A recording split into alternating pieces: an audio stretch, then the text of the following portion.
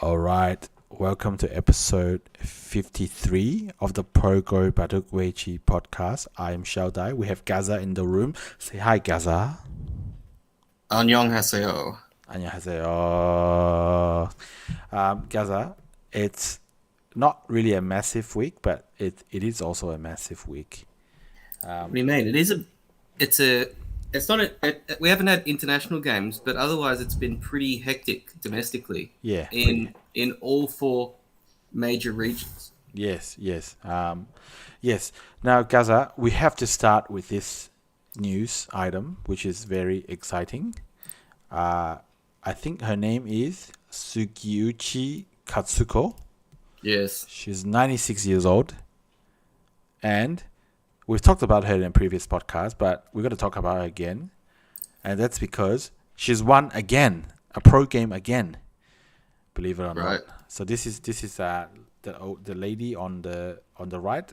You see her pop up, and that's her victim. Her victim apparently is 20 years old, female pro, and this is her. Just going over the game. Counting the game, having a laugh, at the age of 96. Unbelievable, Gaza. Yeah. What do you reckon she was saying to her opponent? I've only played this game maybe like 70 years more than you, so you shouldn't feel too, ashamed about losing to me. Just guessing. Yeah. Just guessing. Yeah. I think she was saying, "Get wrecked, kid." Yeah, get wrecked. Yeah, the kid did get wrecked. She got so wrecked, she didn't even want to tell us her name. So I still haven't figured out who the 20-year-old player is. So it's just crazy to think that. Oh wait, we can find out, right? Yeah, but I don't care. I do, so I will try and find out. But okay. It's crazy to think that Sugiuchi Kazuko has probably been playing professionally since before that kid's parents were born. Oh wow, yes, that's actually right. Yes, like that's just crazy. Yeah. And look how happy she is. And in the post on Reddit, there is a link to the Kifu. So if we just click on the Kifu, we can quickly find out who the victim is. It's a lady by this name. So let's just try to turn on translation to see if that helps. It's Hinano Yokota. So a one-dan, and this was the this was actually the Judan preliminary. Yeah, that's the Judan prelim. It happened on the 13th of April, and the result was a 3.5, which is not a small margin for pro games. But hey, and interestingly enough, she's now Sugiuchi Kazuko has now won her last two games. Oh wow, she's on a winning streak. Oh wow. Oh well, that's not much of a consolation. So, okay, congrats again. Who knows if she can be stopped? Yeah. Well, yeah, maybe not. So congrats again to Kazuko Sugiuchi. You go. And there was someone on Chinese social media who did some analysis of how many games it would take Kazuko to make 9-dan. And I think he worked out that it was going to take her 121 games. So you never know. 121 wins. 121 wins. Yes. So you never know. You never know. Okay, so that's the very, very improbable victory at 96 years of age, but from a veteran to maybe a youngster, but who is also a very formidable opponent for anyone to play against, and that's Shin Jinseo. Gaza, we seem to mention this guy every podcast. Probably because he's the best player in the world. Yeah. But my dream is to have one podcast where Shin Jinseo is still very much number one in the world, but we don't mention him. Okay, that's your dream. Yeah. My dream is to one day host this podcast in Korea. Oh yeah. But I think your dream might be more achievable. So let's go with that one first. All right. So Shin Jinseo, believe it or not, has won 19, or some would say 20 games in a row. I don't know which figure is more correct, but It's 20. 20. Okay, so and his Shin Jinseo is actually playing as we speak, so it could make it 21. Actually, unfortunately, he's finished. Yeah. His game is already finished, Yeah. and it's not 21, it's 22. Oh wow.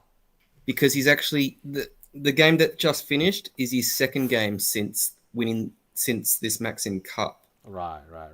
So 22. Oh But wow. it's yeah, you every time you think you've caught up to Shin Jinseo's streak, he's actually won another one. Yes. I'm always 1 or 2 behind, but Yes, and if anyone wants to see his latest win, I've just posted the link in the chat, so you can pin it if you want. Sure. Yes, he not only has he won his 20th game in a row, but his 20th win in a row was actually securing his 30th career title. Right. And his second Maxim Cup. Now, the Maxim Cup is a Korean invitational tournament that is restricted to 9 dans. Yes. We've mentioned it in the past couple of weeks. It's a 32-player knockout up to the final. Yeah. Every game is single elimination up to the final, which is a best of 3.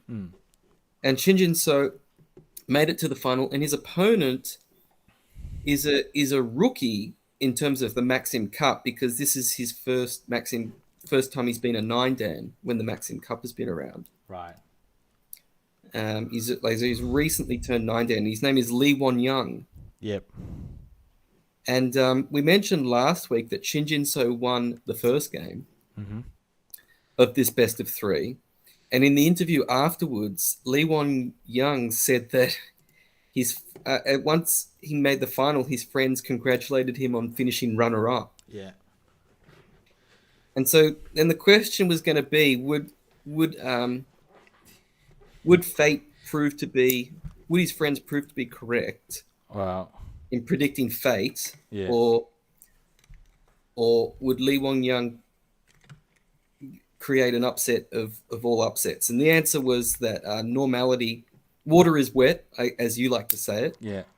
And Shin Jinseo won game 2 quite easily. But there's one thing that I wanted to look at in game 2. I don't want to look at the entire Kifu, but if you can find it, I want to look at a single part of the game, which I think illustrates, one of Shin Jinseo's strengths, and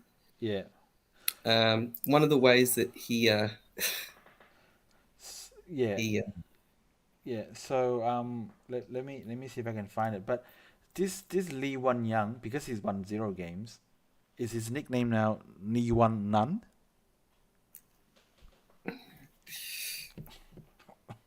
Actually, someone said that my Korean friend, he actually said that young in Korean also means 0. Ah, yeah. So Wonyoung can be literally translated to Lee10. Yeah. Which he found to be quite amusing. I guess I did too. But you also got to remember, this is Wonyoung's first Maxim Cup. So up until the final, he was undefeated in Maxim Cup competition. He had a 100% win rate. Oh wow! But, now I want to look at I want you to go to move 44. So just keep scrolling through the moves. Okay. Move 44. Now look at this move. Look at that. Okay. Yeah. Now this is a crazy move, right? Yeah. I mean, it's what's the meaning behind this move? Yeah. And honestly, as a Q player, I would never have thought of something like this in a million years, right? Yeah. Even though White can Tanuki, I mean, I would have just played something simple I would have had White play there maybe. Yeah, maybe something maybe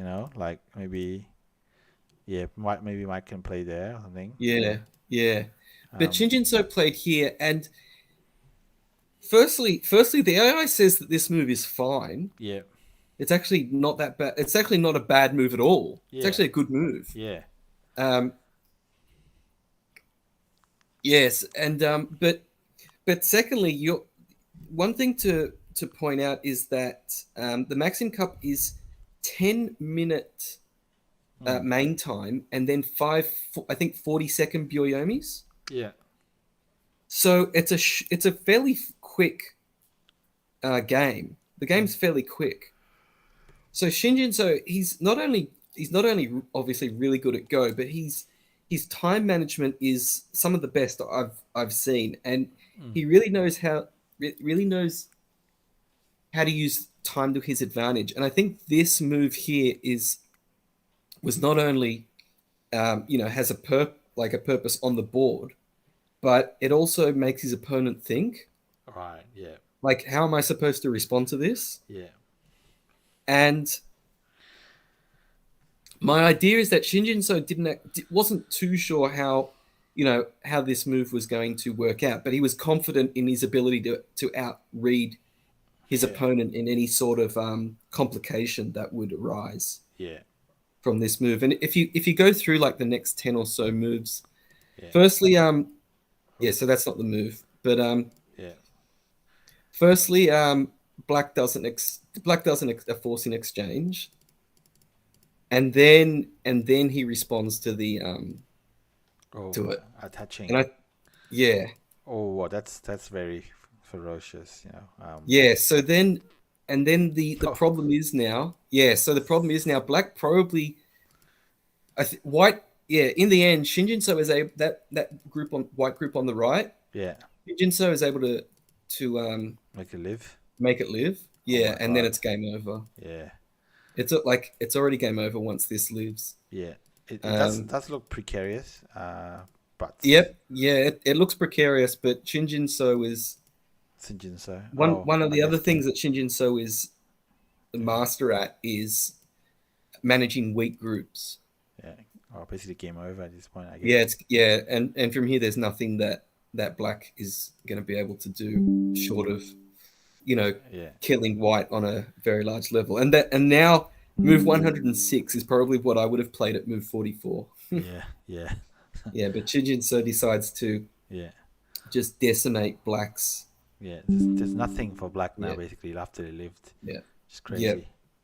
So obviously black plays a few more moves because there's no point surrendering so quickly. There's no point just losing. 184 move ended up being. But there was nothing there was nothing going his way, so he resigned, and it was a comprehensive win for Shin Jinseo. So like I said, that's his 30th title. And that moves him in terms of by 30th title I mean domestic and international. And that puts him equal with a couple of Korean legends. I believe, Kim In. One of the pioneers, along with Cho Namchol of professional Baduk. And Seo Bongsu,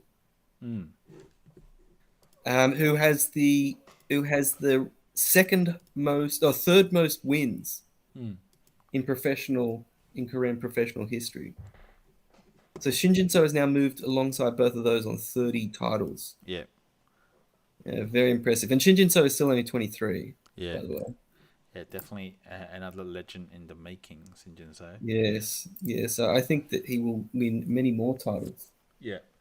Okay, so that's Shin Jinseo. Now, Gaza, shall we look at two legends of the women's game in Japan? And that is the women's Meijin final game one between Ueno Asami and Fujisawa Rina. So women's Meijin is the only women's title in Japan that uses a league format to determine the challenger. Like all the major titles almost all major titles in Japan, it is a challenger. Is it a title holder challenger format? Mm-hmm. So Fujisawa Rina was the title holder. Yep. And Ueno Asami she's the one who won the league. I think she went undefeated in the league. Yep. So she was the challenger, and this is game 1. And Fujisawa Rina was black, and Ueno Asami was white. And I went through this game. I went through this game today. The game was actually played yesterday. Yep. As of this recording, yesterday being Friday. Very nice. And it's certainly a game with chances for both sides.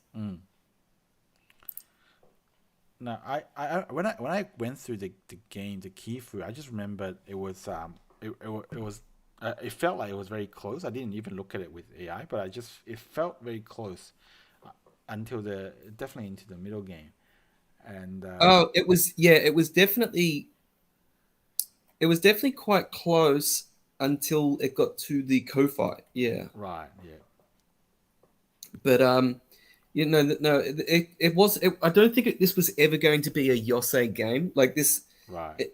I never had the feeling that this game was going to go to a finish just because of the way just because of how weak some of the groups were. Like, it definitely looked like there was going to be a big group dying or living. Yeah. I mean, I guess you do expect that, in a Ueno Asami game. Yeah. Yes, exactly. And but yeah, there were definitely some moments where it looked like, well, the AI certainly seemed to suggest that Fujisawa Rina was well ahead, but it then got to a fight around. Are we going to look at the Kifu briefly, or let me see if I can find the Kifu. Yeah, I think I can find it, but let me know which moves you want to look at. Now, one thing I do remember about this game was that it looks like they were in a battle of in a battle of like who can read the situation better. Like there's definitely times when it felt like Fujisawa Rina would play a move and it kind of looks innocuous, but you can tell she's kind of aiming at something a bit hidden. Then and it kind of just went on like that for a bit. Yeah, Gaza. So if you let me know which move you want to look at. well, I think just maybe looking at the at maybe move 146. 146. Can skip 4, 6. So you can see here. Connects. Yeah, you can see here. Yeah, this white group. Yeah. Is not completely alive. No. And so then the question is like, well, it's Black's move now. So then the question is, what is Black? What should Black do? And in this position, I think the recommended move was to Atari. Yeah, where your arrow is. Yeah, Atari right there. Right. And but I think that it requires a lot of reading. Yes. Like, there's still a lot of reading here. This is not a simple position. Yeah. And it's not immediately obvious if you show the move that was actually played. Yeah. Yeah. It's not immediately obvious why this move is bad. No. Because this stone here actually doesn't die. Yeah, it runs out. It tries to run out. It runs out. Yeah. But then the thing is, it turns out that Black's group above White's weak group is also weak. Yeah. And that is what ends up allowing White to live. Yeah. Because what happens is a co. Yeah. So now that co there, that co there will determine whether or not White lives. Right. Yes. If White wins the co, then White's unconditionally alive, right? Yeah. The problem is that, even Black has too many co threats. Right. Yeah, so here Black just gives up the to let their group live, but at that point it's game over. There's nothing that Black can do. Yeah, because White just yeah. Yeah, Black doesn't have enough, so Yeah, I guess these stones got captured. Yeah, so Black this thickness is kind of facing White, so yeah, not much I guess Black can do. I guess. Yeah. So okay. So yeah, that's I'm not sure if there were there's probably other interesting parts of the game, but I don't really understand them well enough to. yeah. Okay. So Ueno Asami, after fixing her shape here, getting rid of all the RG, yeah, and Fujisawa Yeah, decided it wasn't good enough, so decided to resign over here. All right. So Gaza, and this Meijin final is a best of 3. So basically, Ueno Asami is 1 foot into the podium. So see if you can Yeah, claim. one game away. Yeah, Yes, 1 game away. and I'm pretty sure she's never won the women's Meijin. Oh wow. Yep. So things to look forward to. Now, Gaza, this is a little bit of a theme this week because there's a lot of domestic finals, game ones, in this podcast. And I guess the next one I want to talk about is the Tianyuan final, which we have discussed in a previous podcast, because the Tianyuan currently is Mi Yuting, but the challenger is a first-time challenger, Deng Yifei. Now, I think what I'm saying is correct. Deng Yifei, despite having won, I believe, the LG Cup, he's actually never won a domestic title, like ever. So, Deng Yifei is challenging for the Tianyuan, and if he does win, this will be his first domestic title. And I think there's at least another Chinese player who's won an international title before he's won a domestic, and that's She Hao definitely won the LG Cup before. Right. Yes. And I guess Xu also, I think, it's in the same boat. So very interesting whether the domestics are more difficult or the international for Chinese players. Hard to say. I think it's arguable either way. But this is Deng Yifei over here. They've just played game 1 today, but Mi Yuting won. They actually played in a really beautiful location as well. This is I think one of the province's style of gardens. And this is the location. Oh yes, I think they're in Tongli. I think that would be in Zhejiang. So it's Jiangsu. Yeah, somewhere there, I think. And so not much I can say except the Mi Yuting's one, and it was apparently a decent game. So Gaza, from Tianyuan, let's jump to another quick update on another final, which is the Taiwan Mingren final game 1, and this is a best of 3. Now in Taiwan, Mingren is by far the competition with the most prizes. I have to interrupt you there. Yeah, it's actually not a best of 3. It's a best of 7. I mean, best of 7. Yeah, yes. Sorry. Yes, I mean a best of 7. Sorry. Yeah, it's a best of 7. It's the biggest prize money in Taiwan in terms of competitions, and this year, I think we've discussed before, but this year the finalists are a little bit of a surprise, I guess. It's between Lai Junfu and Chen Qirui. I think this competition doesn't run on a champion challenger system. You are correct. Yeah, so it's just straight knockout. So that's how these two ended up getting in the final. It's a straight knockout up to the semi-finals. Right. The semi-finals are a best of 3. Yeah. So I really don't know. I'm not like a fashion guy, but maybe he should have comb his hair a bit. But also I'm pretty sure that the tie is meant to just touch the belt. This is falling a bit short, just like his Weiqi career.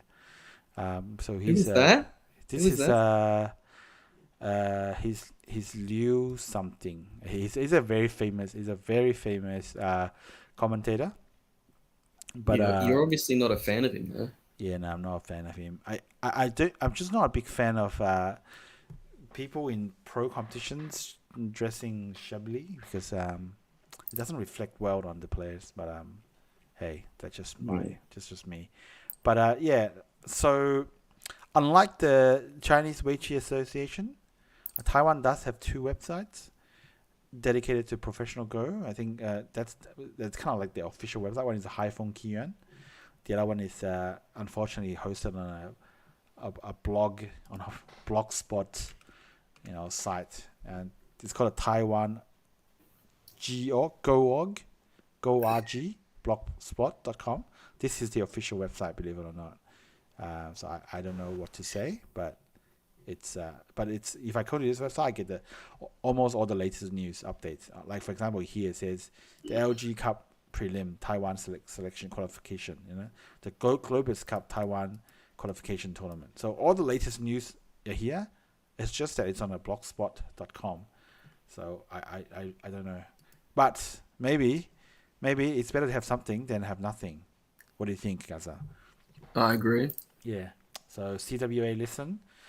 Gaza, do you happen to have one of the numbers for one of the red phones that the general has?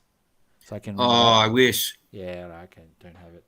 So we can't tell the CWA president to have a website. No. Okay. Well, that's a bit unfortunate. So that's the Taiwan Mingren game one. Lai Junfu won. So let's see. Because Lai Junfu won? Yeah, Lai Junfu actually won this one, yeah. Okay, right. So since it's best of 7, still a long way to go. Neither of these players have won this Taiwan Mingren before. Yeah. Well, I think they might have won collectively. They might have won maybe like 1 or 2 titles in Taiwan. So they were definitely a little bit of surprise packets in the final because, as we mentioned before, Xu Haohong actually got knocked out by Wang Yuanjun in the quarterfinals. Yes, that's right. Yes. And we actually have a lady making it into the quarterfinals, Yang Jishen. So, but it's a big competition, so let's see what's going to happen in the future years. Now, Gaza, I have sad news to report. What's the sad news? The sad news is we have seen the last of the Honinbo League. And because that's right. Why is that? The Honinbo League's final round, the 78th Honinbo League final round has just been played. And as we talked about in the previous podcast, from the next Honinbo competition, the league is no more. In fact, it's no longer a best of 7 2-day final series. It's going to be just downgraded to a best of 5 1-day games. No more league, just a straight knockout to determine I also heard. Yeah. Wait, I also heard that they're going to be 3-hour games. Oh, yes, I think it's 3 hours. Yeah, I think so. Yeah. Wow. Massive downgrade. Yes. But just like for example, the Soccer World Cup or the Football World Cup, the last round of the group competitions are played on the same day, I guess, to prevent collusion and cheating. Honinbo League is the same. So on the last day, all the games in the Honinbo League, all the final round games are played on the same day. And what's exciting about this Honinbo game was that, if you recall in the last podcast, was that Ichiriki came in to the last day with 6 wins out of 6. And the only player who can stop Ichiriki is Shibano on 5 wins and 1 loss. So basically, if Shibano beats Ichiriki on the last day, Shibano would be also on 6 wins. And in that case, they might have to play in a playoff. And Shibano is the only person who can stop Ichiriki Rio. And Gaza, guess what happened? What happened? Ichiriki actually won. So Ichiriki's done 7 out of 7 in this league. Crazy stuff. Nice. So that means that he will be challenging. Yes. For the Honinbo. And who will he be? Who is the current Honinbo title holder? It's Yama Yuta. So, yeah. Nice. And if you recall, of course, Ichiriki took the Kisei title off Yama Yuta. But after that, Ichiki seems to have not know how to play Go versus Yamauta and just keep losing against him. So, and of course, Shibano took the Meijin off Yamauta. So, Oh, that's right. Ichiriki challenged for the Honinbo last time right, yeah. and lost 4-0. 4-0. So Yeah, so let's hope for better. yeah, hopefully he can do a better job this time. Yeah. Now, given that the league is no more, there's no need to really go through the league standings because it doesn't make any difference anyway. But the Nihon Kin did say that, if they have the opportunity and of course the money, they would want to return the Honinbo competition to one of the big three status, meaning that it will be a 2-day best of 7. They'll have a league, but that's not the case for the next edition. So, but still, we still have the one final, hope potentially Honinbo League best of 7 to look forward to. So this will still be a best of 7 2-day final. Yeah. This edition will still be, but the next one won't be. That's the thing. Yeah. Right. Okay, so yeah, looking forward to that. But that's the update on the Honinbo. Gaza. Now from the Honinbo, let's jump to countries. Let's jump to the LG Cup. Gaza. I want to just give some updates on the LG Cup. Now, I think we've mentioned before that Kerje, after having been Chinese number 1 for like a long time, finally had to qualify for an international tournament. That was in the M Lily Cup. Now he did eventually qualify for the M Lily Cup, but with the LG Cup, Kerje also has to qualify now. In fact, Kerje is playing in the prelim. Mm-hmm. And if you recall, Gaza, Yang Dingshin, he was banned for 6 months. Yes, that's right. He was banned for accusing Li Junhao of cheating in the Chunlan Cup. Yes. Now, but the thing is, the LG Cup starts, this year's LG Cup starts in May, the 29th of May. Now, that would be within the 6-month ban period for Yang Dingshin. Yep. So I guess he's still banned. Well, that's the thing. Apparently, this is reported in the Korean news media. Apparently, Chinese Weiqi Association actually sent KBA a letter clarifying that Yang Dingshin's ban only applies domestically. So Yang Dingshin can still play in the LG Cup. Like, what kind of ban is this? Like, firstly, we found out that Yang Dingshin isn't actually banned in team-based competitions. Now he's not even banned in international competitions. So, I don't know, Gaza. If you keep restricting the criterions enough, you can kind of make a lot of things happen. You can make your bans look a lot less effective. It would have been would have been interesting. I would have preferred that they outlined all the conditions of the ban at the time of the ban. Yeah. Rather than Just making this information out now, because it gives you the impression that they're making up the rules as they go. Well, that doesn't really surprise me with the Chinese Weiqi Association, but it doesn't feel right to me. I don't know. I don't know. To be honest, I'm fine with it. Yeah. I'm fine with them allowing Yang Dingjin to compete. Yeah. In this, as long as that was the condition. Like I was also fine with him competing in the JAR League, because that would otherwise punish his team. Yeah. Which could be considered a bit unfair. Yeah. But like it's really up to the CWA. I mean, they could have chosen not to ban him at all, right? Yeah. But they did choose to ban him. But they should have clarified so that people were aware of what. Yeah. Because the KBA, obviously, I mean, the LG Cup if Yang Dingjin is allowed to compete in the LG Cup, then he automatically gets a seed because he's a finalist. Yeah. Well, the finalists get seeded into the next edition, so it's pretty important. It would have been.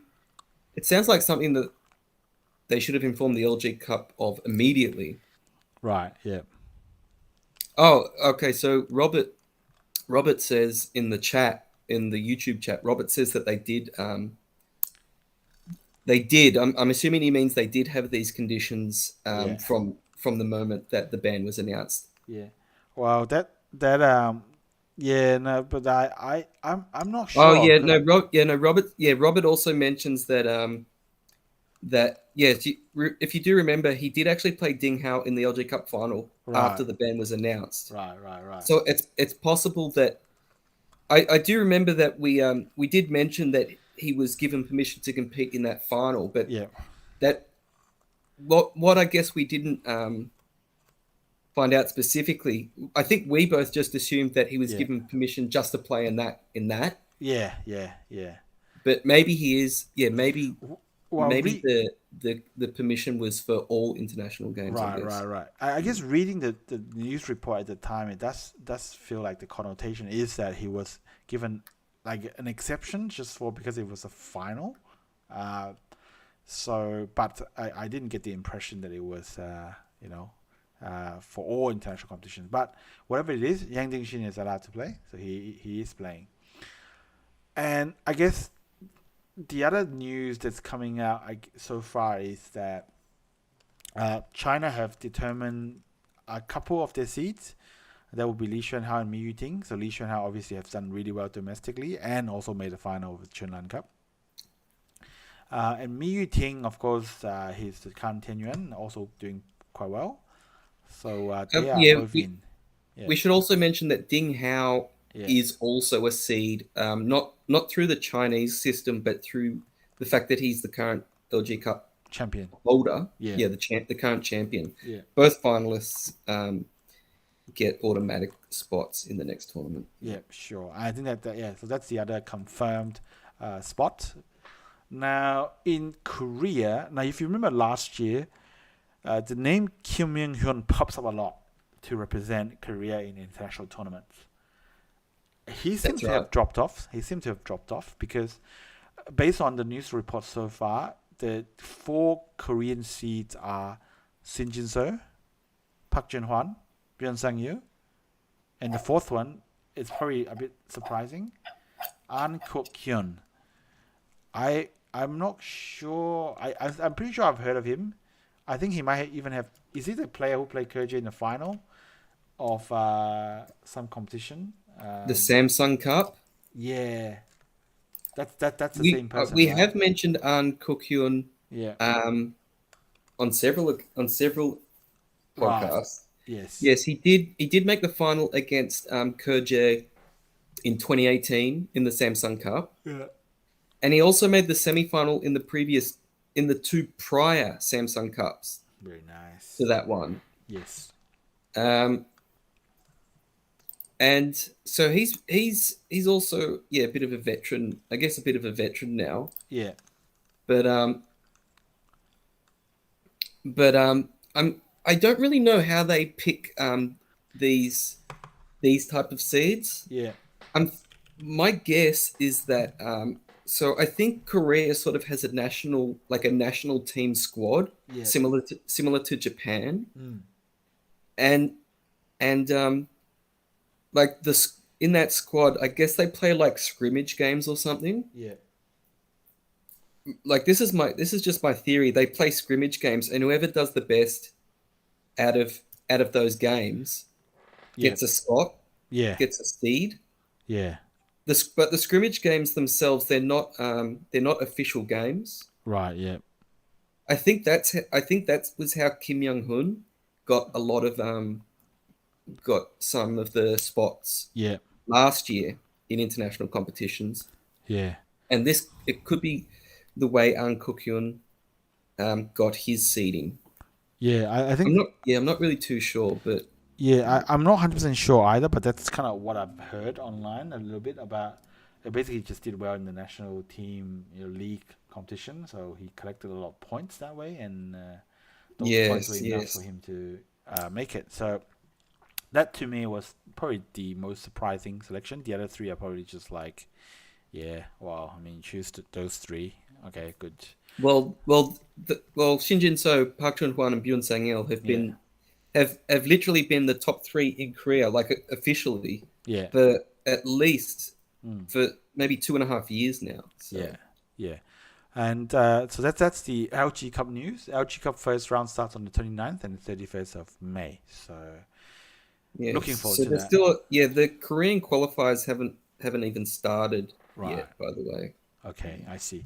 Okay, guys, let's stay in Korea. Do you want to tell us a little bit about the Korean scene? Maybe you want to tell us about the Korean League. Oh, right, the Korean League. So, I already posted a link to the current game. The current game. Yeah. Well, we'll get to that in a second. Yeah. But in terms of the internationals, so I think we mentioned on last Sunday, the 9th of April. I think there was Taiwan. Yeah. Was playing Jongwon Jang Chunok. Yep.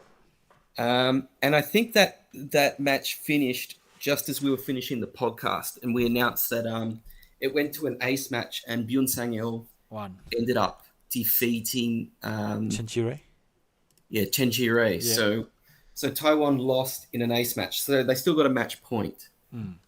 But I believe, yes. But then on this week's matchups, the first matchup for this week was Team Taiwan again playing Korea Price Information. And that's Kang Dong-yoon's team. Right. And Korea Price Information ended up winning that 3-1. Yes. Oh, wow. So, the sole win for Taiwan there being Lin Junyan beating the veteran Cho Han-seong. Yep, Cho Han-seong. Yep.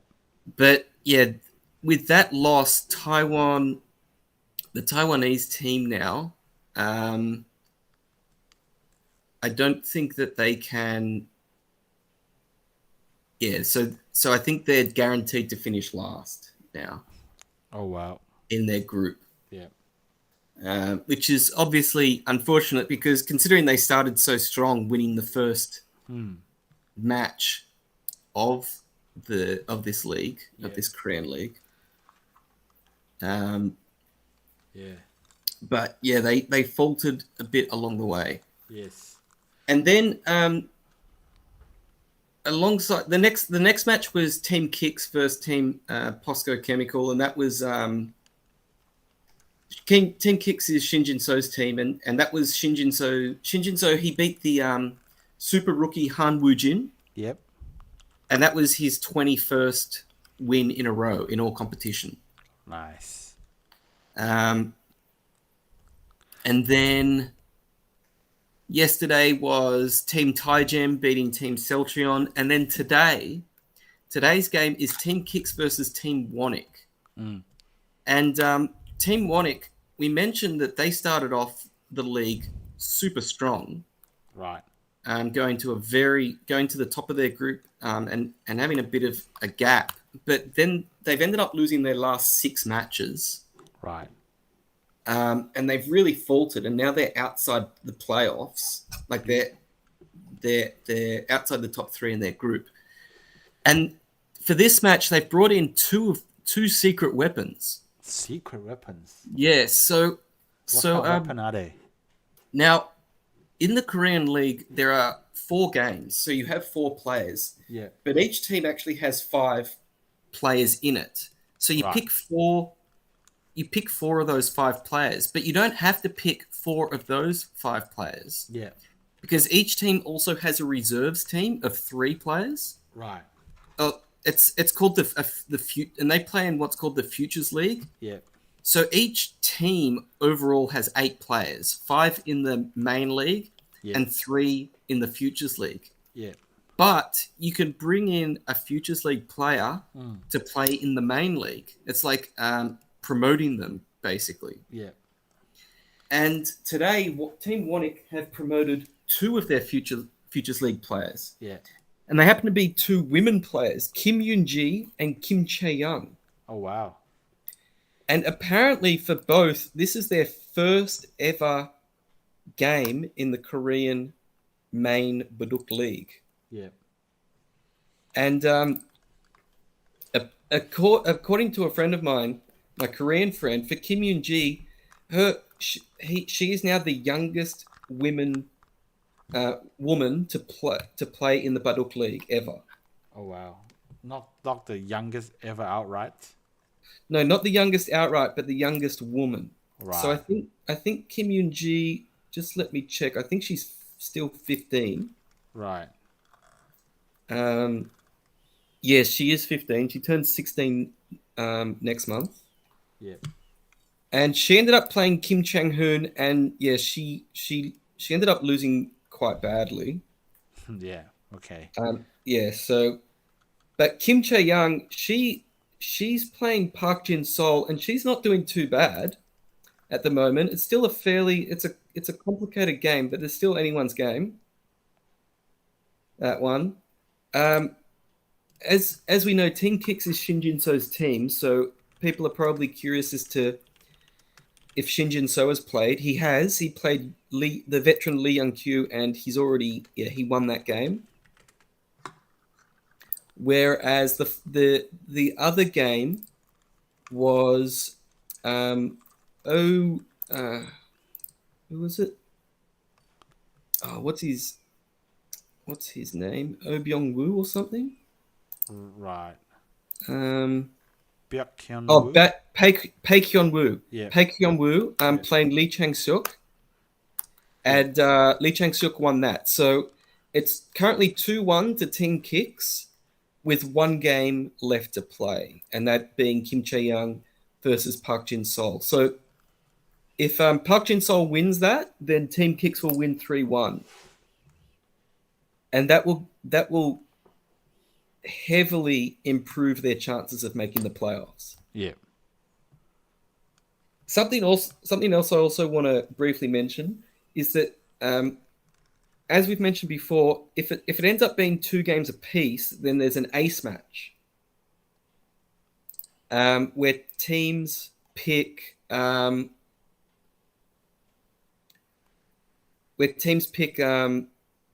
player to play, and whoever wins that, they win the match for their team, right? It's 3-2. And the ace player can be someone that played in one of the first 4 games. Now, the one restriction, though, is that you can't have a single person can't play in more than 6 ace matches. Now, for Team Kicks, I've checked, and Shin Jinseo has played in 5 ace matches. Right. So if Kim Chae-young wins and it goes to 2 games apiece, if they put Shin Jinseo in the ace match, then he won't be able to play any more for the rest of the season. Any more ace matches, that is. Yeah. So it's probably, and also if it goes to an ace match, then the winning team gets 2 match points. Otherwise, the winning team gets 3 match points if they win without it going to an ace match. Yeah. So not only Team Kicks will obviously want to win 3-1, not only to get the extra match point, but to also, not have Shin Jinseo run out of ace matches. But yeah, we shall see. Yeah.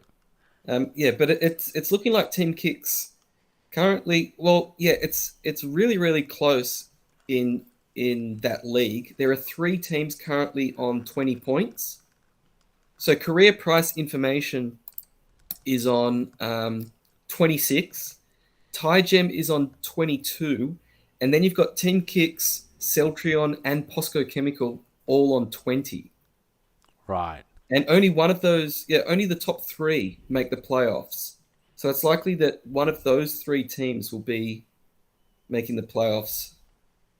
And it's really, really close. Each team only has 3 matches left, I think. Yeah.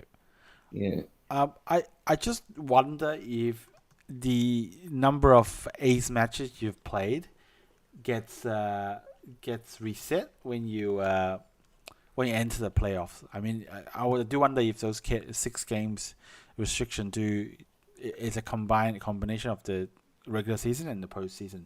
That's a great question, and unfortunately I don't have the answer. I would like to know. Yeah.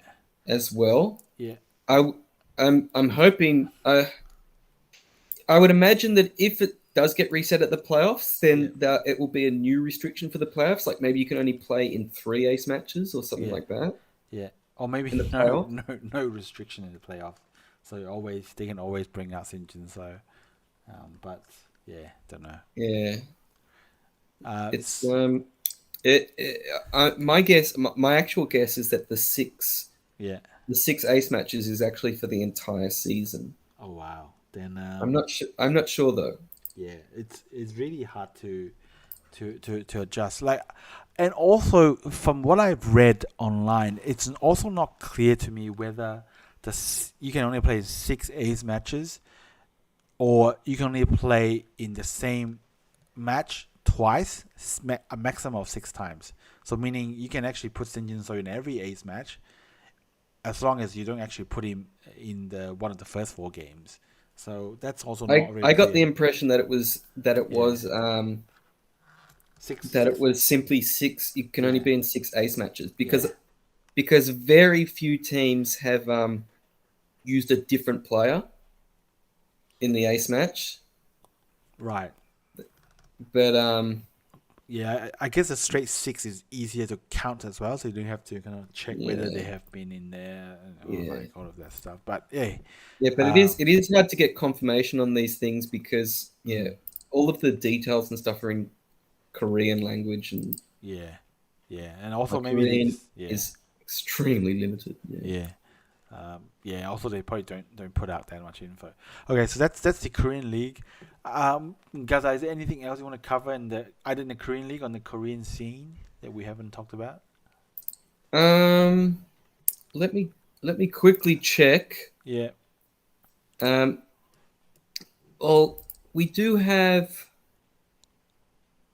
Shall we try and see if updates in the Korea's strongest league? Korea's strongest league. Yes, there's the Korean strongest league and also the Weiqi Cup, Weiqi Construction Cup that's ongoing. Also the GS. One quick thing. Yeah. Just a curiosity. Yeah. If you could find the GS Caltex Cup round of 24 is ongoing. Yes. Now, Choi Jeong had her game. I think it was yesterday. Yeah, she won. Against Ryu Minghung. If you could look at the Kifu. Yes. If you could get out the Kifu, please. Yes, I'm looking at the Kifu right now. Yep. So just look at the final position. The final position. Final position. All right. Okay. Now, do you see that? Do you see that black group in the middle? Yeah. It's got no eyes. It has one eye. Oh wait, no. That's a false eye. Yes, sorry. False eye, yeah. It's white is ahead by a lot of points. Yeah. How would you estimate? Yeah, so if I turn on the estimator. No. I want you to guess. First. Oh. Wow. White. This white is dead as well. Is it? It's entangled with this black group. Oh no, this white group. Yeah, this white group is doing what? Not very much. Yeah, so it's a capturing black resign. Yeah, it's a capturing race, but so I think we can assume on the fact that black resigned that white will capture black here. Yeah, so presumably white will capture blacks, but gets all sealed off, so that's blacks. But yeah, that's a lot of points. Nothing else. And look at the entire bottom right region. That's all whites. Yeah. It's all whites. This one is white's dead. But Black's got this. So this region will be roughly the same as this region. So that cancels out. This is dead. So that's dead. So that's maybe 20 points, 20 or so points here. But this one is like, how many points is this? 100 points? I don't know. It's like 50 stones here. 100 points. So you reckon White's ahead by 100 points? About 80 to 100, maybe. Yeah. All right. Yeah. Yeah, we'll turn on the engine now. Yeah, what is it? How do you count it in this bloody software? No, I wouldn't count it in the software. I would turn on the engine. Oh, you turn the engine. Okay, yeah. So yeah. What do you think it is, Gaza? Tell me. No, I already cheated. Because I was watching the game live. I was watching the game live, and it's got the it had the score. 80, 90, 100. Yeah. It's actually, I think it's actually 100, almost 110. 110, 101. Yeah. Yeah, so somewhere probably north of that, but yeah, so 100 something, yes. Not surprising, yes, something like that, yes. Yeah, big dragon. Yeah. Big dragon. Yeah, one of the biggest I've seen. Yeah. Oh wow. Yeah, but obviously it was it was quite a fight. It was a very interesting game. Choi Jeong got the better of. But yeah, Choi Jeong ended up winning that. Very nice. Now let's see. I'm gonna just quickly see if I can find an update for the Korea's Strongest League. Yeah. So let me go back to that page, which should say Supreme Player. Yes, that might have a better update. Yeah. So I can't actually see what the leagues are doing.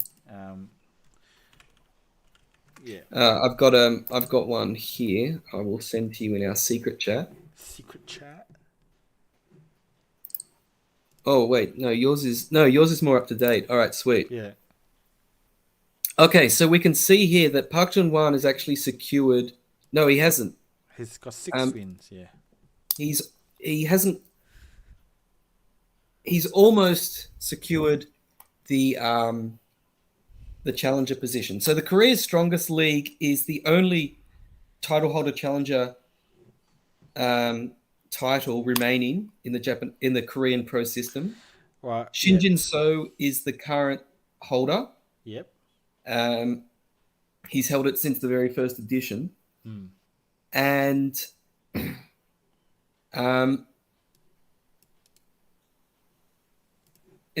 there are 9 players in the league, and whoever tops the league will challenge. Yep. In a best of 5 match. Right. Yep. Now Park Jun-hwan has currently gone undefeated. He's won all 6 of his games, but there are 9 players, and it's a single round robin, so there's 8 games. Yes. Now Byun Sang-il, he's at 4 wins and 2 losses, so he is the only one who can theoretically stop Park Jun-hwan from winning the league. Yes. But Byun Sang-il, well, he'll have to beat Choi Jeong and Park Jun-hwan. Yeah. While Park Jun-hwan will have to lose to Shin Min-jun. Yep. Which is not impossible. It's not out of the question, because obviously Shin Min-jun is an extremely strong player who actually won the league last year. Yes. Right? Yep. So yeah, it'll be interesting, but yeah, there's three important games there. Byun Sang-il versus Park Jun-hwan, Byun Sang-il versus Choi Jeong, and Shin Min-jun versus Park Jun-hwan. And all 3 of them need to go a certain way for Byun Sang-il to challenge, otherwise it's Park Jun-hwan's. Yep. Other than that, Choi Jeong and Park Jin-sol, they both only have 1 win. So they're both already not going to finish in the top 4. And which means that they won't get a seed in the league next year. They'll have to re-qualify if they want. Yeah.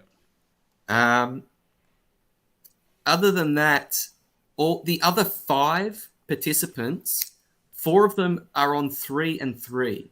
Yeah. Shin Min-jun, Park Kyun-ho, Won Sung-jin, and Park Min-kyu. they're all on 3 wins, 3 losses, very even. While Lee Chang-seok, he's played an extra game. He's on 4 wins and 3 losses. Mm-hmm. So if you remember, well, to clarify, the winner of the league challenges for the title. Yeah. Second, third, and fourth, they all get an automatic spot in next year's league. Yes. Yeah.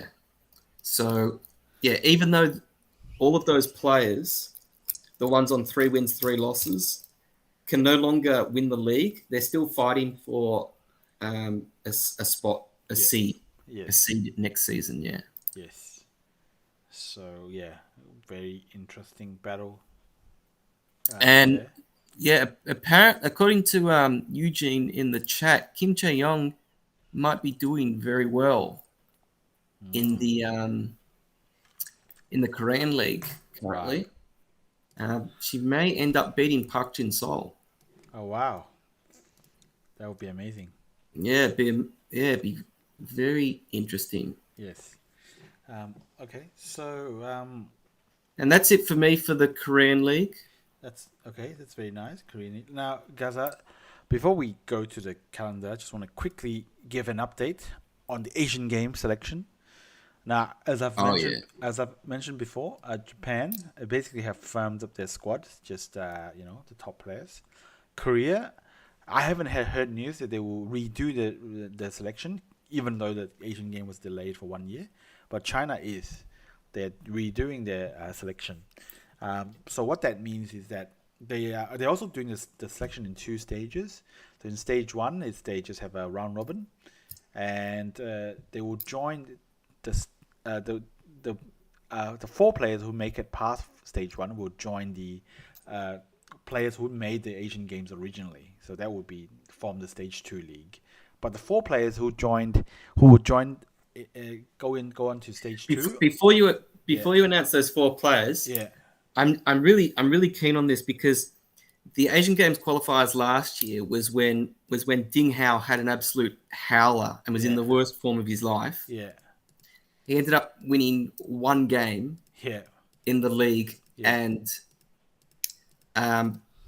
since then he's certainly improved his form, going so far as to win the LG Cup. So I think that Ding Hao must have thanked his lucky stars to be given a second chance. Yes. To make the Asian Games team, and this time when he's in good form. So was Ding Hao able to take this miracle opportunity with both hands and qualify for the second stage? Well, unfortunately, no. What? Yes. Oh my god! Unbelievable! Unbelievable. But I think he did fare better than Len Xiao, who only got 1 win in the whole thing. So let me count the number of players. All the names are in Chinese, but in stage 1, there's in the men's section anyway. There's 1, 2, 3, 4, 5, 6, 7, 8, 9, 10, 11, 12, 13, 14, 15, 16 players. And I don't think they played a round robin. I think they just played 7 rounds of Swiss. So, and what's happened was that I do believe you get 2 points per win. And so we have at the top of the table Li Qingchen with 10 points, so that's 5 wins out of 7, not bad. Yang Kai-wan, definitely a player in hot form, and now 10 points, 5 out of 7. And Zhao Chenyu, he always pops up, but it's almost inevitable that he would not end up winning anything. But yeah, he comes up again. Zhao Chenyu, definitely a very strong player. And then we got Mi Yuting. I think he just beat out the rest of the players on 8 points with his Sodos. So yeah, strength of our opponent's schedule.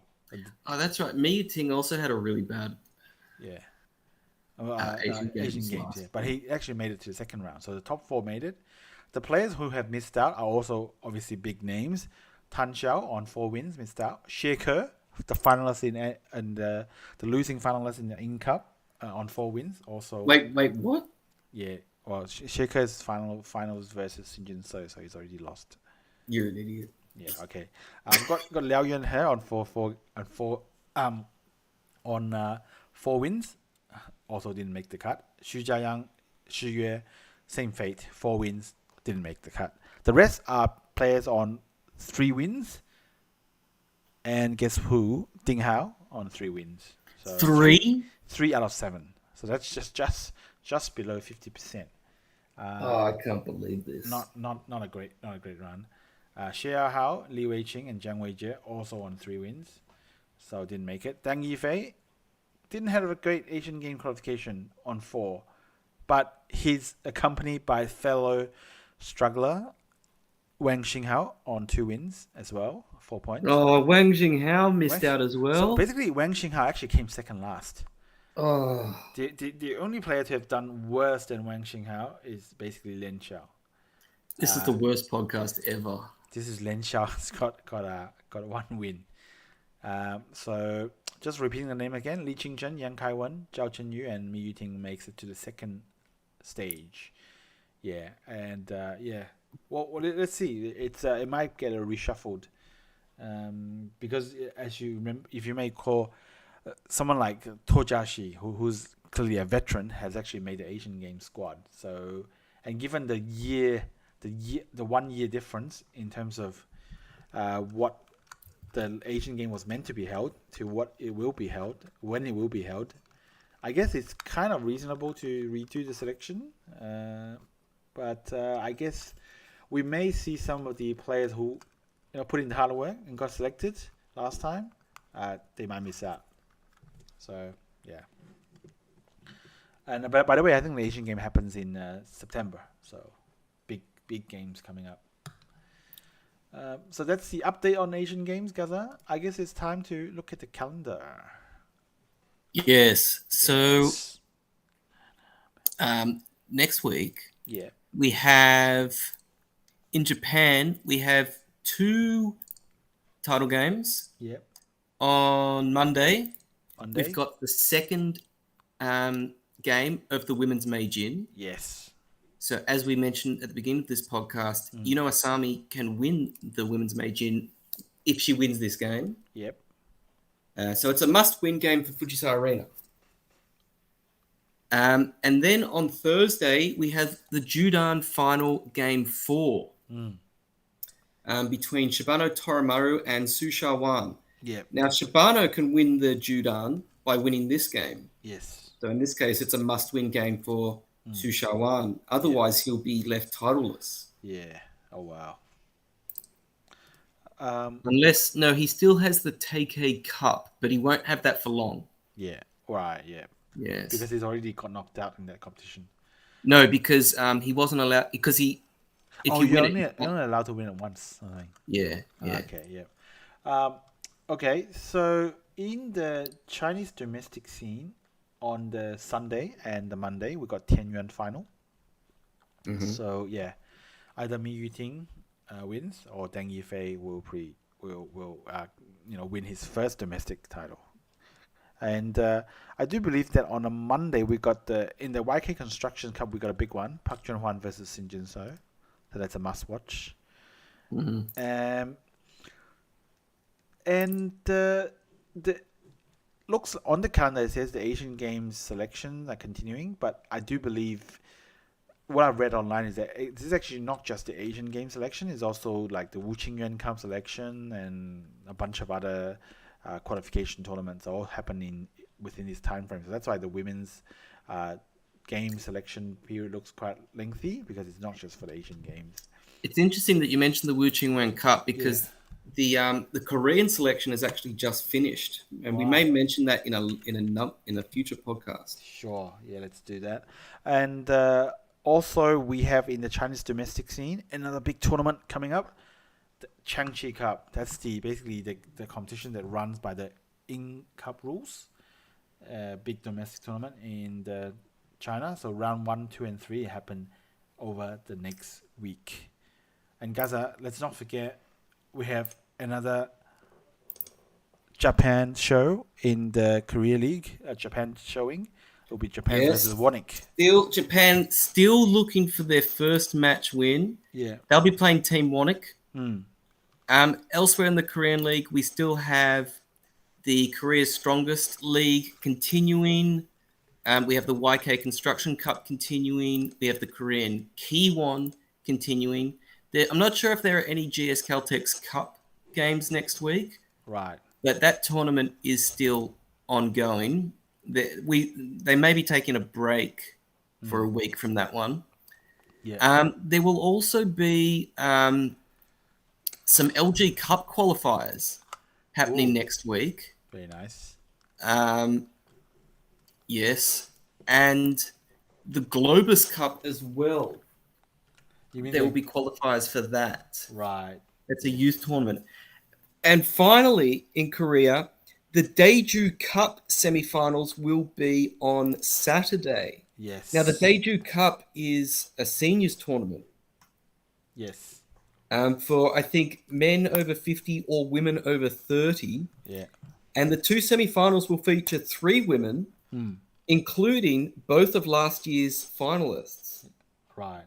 So one semi-final will be Kwon Ho-jin versus Lee Min-jin. Yep. And the other semi-final will be Yoo Chang-hyuk versus Kim Hyo-min. Right. So, yeah, all legends. Yes.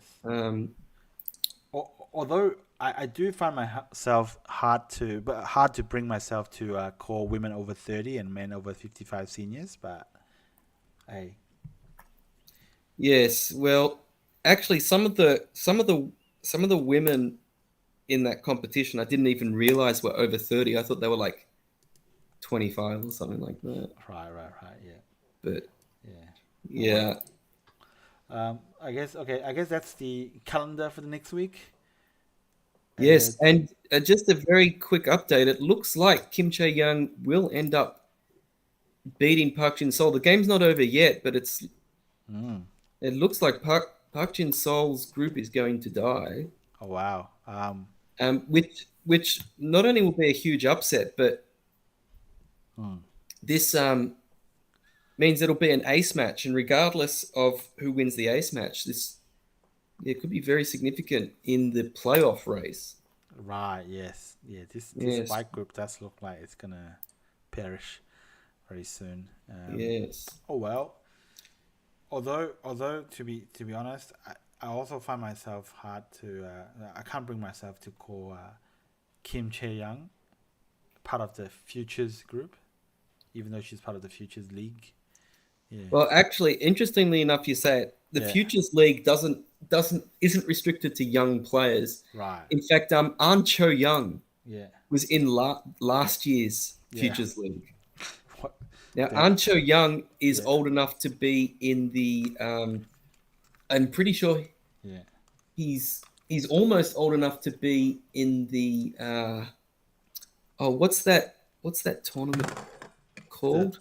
What's the Daeju Cup or the he's not the Daeju Cup.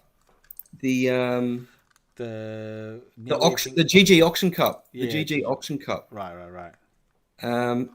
In fact, he was actually in the GG Auction Cup. Yeah. He's old enough to be in the GG Auction Cup, but he was in the Futures League. Yeah, the Futures League is it's not representing youth. It's just the reserves league, really. Right. Or the Futures Leagues could be something like he's looking forward to a future in retirement. His future in retirement. But okay, that's